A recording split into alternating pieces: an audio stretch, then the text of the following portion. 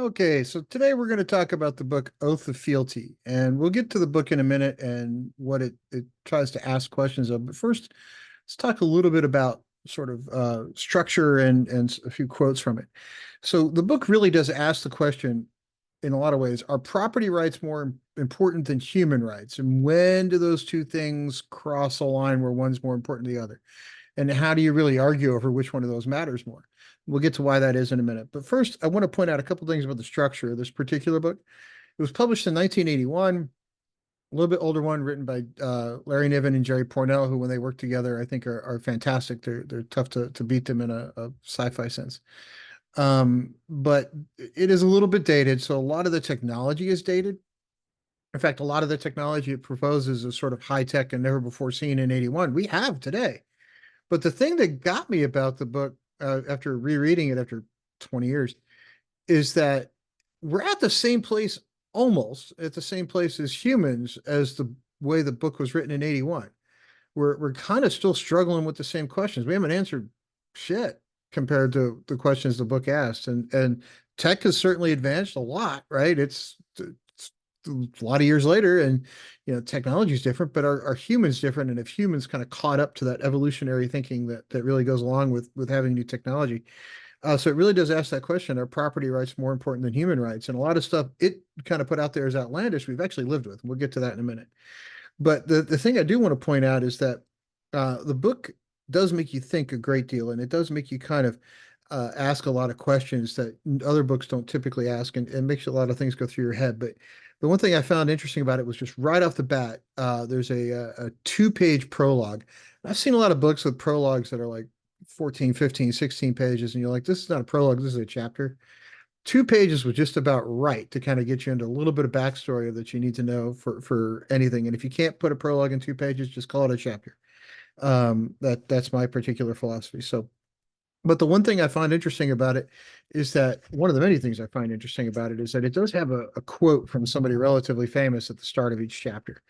And there's two of them I wanted to discuss before we get into the book. One is the only thing necessary for the triumph of evil is for good men to do nothing.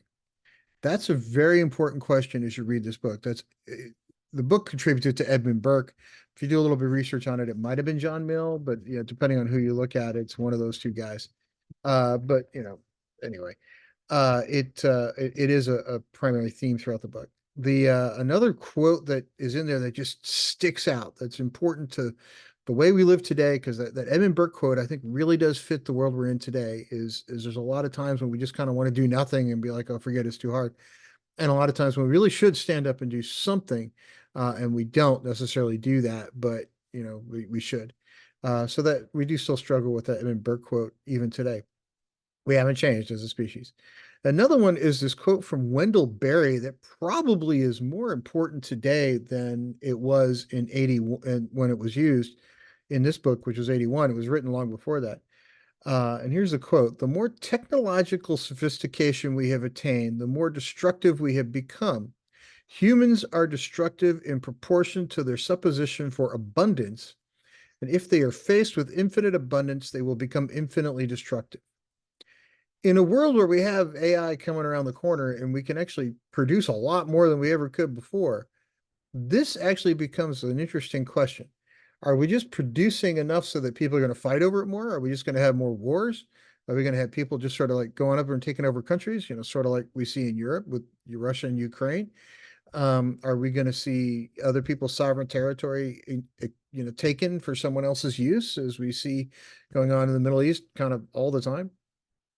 So that, to me, lends itself to an interesting question of when's enough enough? Can we just produce enough so that we can all just kind of get along? Or as we produce more and more, is somebody going to look at it and go, you know what? I'm going to come take that because I have a bigger, stick than you do, and I'm going to smack you really hard. So let's get on to the book, which, by the way, those two quotes really do become important throughout the book.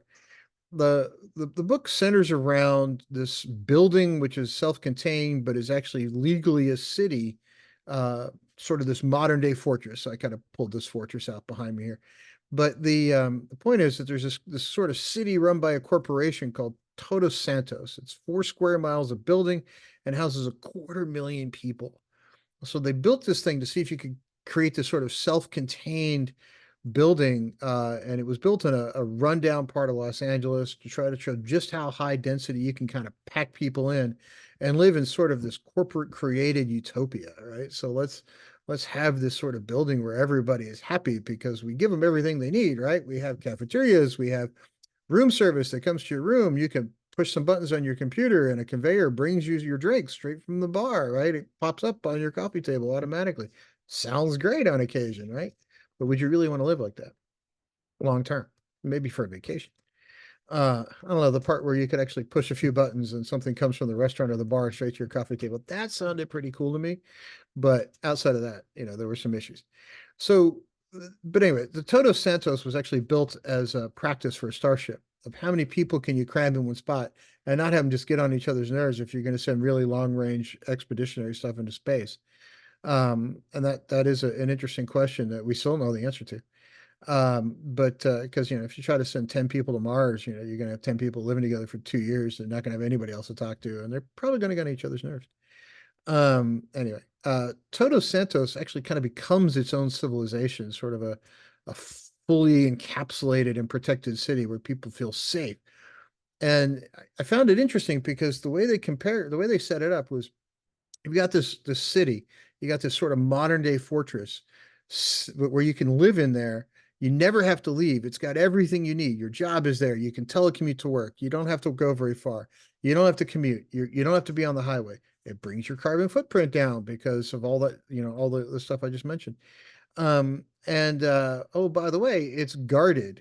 Doesn't it sound a lot like our gated communities now where people are just telecommuting on Zoom all the time?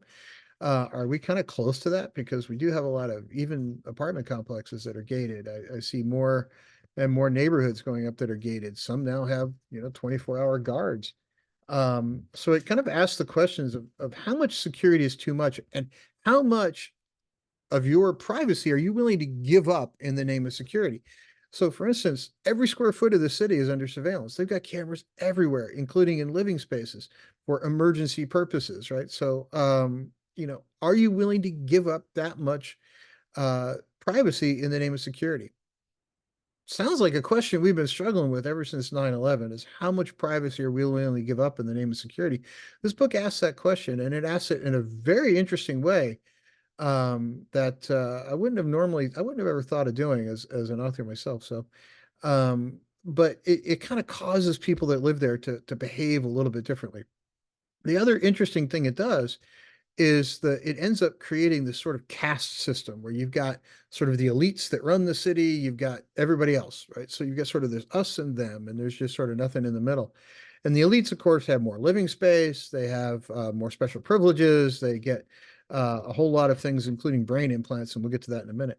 And it even brings up the point inside here that, hey, this city, quote unquote city, is being run by a corporation.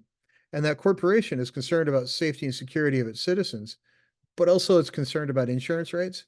So the safer you can make it, the lower the insurance rates. You get the point, right? So, hey, we're going to secure everything, right? The insurance company says, screw it, surveil everything 24 hours a day. And people are like, well, people live there, don't care.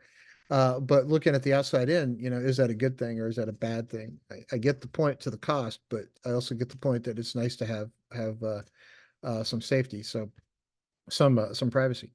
So the other thing that becomes obvious in the book is you've got this great utopia, 250,000 people living there. They're all relatively well off by comparison to the rest of Angelinos. And it, of course, becomes a target for terrorists, eco-terrorists in this case, but terrorists. And some kids break into the facility, but they try to break in a way. Kids are pulling a prank, right? So the kids go out and say, "Hey, look, hey, ha ha ha, let's go try to break into Toto Santos, and let's try to look like we're terrorists, and let's see if we can do it." Well, a security team gets involved, and of course, one of the kids winds up being killed. Uh, Two of the kids wind up being killed. Not a good thing if you're the security guard. So it brings the question of, did the security guard do anything wrong? He checked every box. He followed every procedure. He did exactly what he was supposed to do. And to keep the city safe away from sort of some of the important parts of the city that if you took it down could blow up the whole building. They had some very lethal ways of protecting it, but they did that lethality automatically if you push the right button at some far off room. So let's say the kids bring on some jammers and you can't see cameras and see it's just kids pranking around. Looked like it was a terrorist attack, acted like it was a terrorist attack. You did the right thing at your job. Two people wind up dead.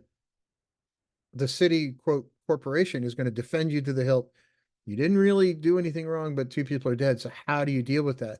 And as a corporation, as a city, how do you deal with it from the point of legality? And how do you deal with it from the point of public relations, which is probably more important to some companies than legality? So the other thing that book brings up, and this is the one bit of high tech that is sort of modern day, still a generation out, not really that far out, is some of the elites have brain implants put in. Sound familiar, Elon Musk? They're far beyond the brain implants we have today, but how fast is that going to change, right? In my lifetime, they'll be a lot different than they are today because we didn't, they just will be.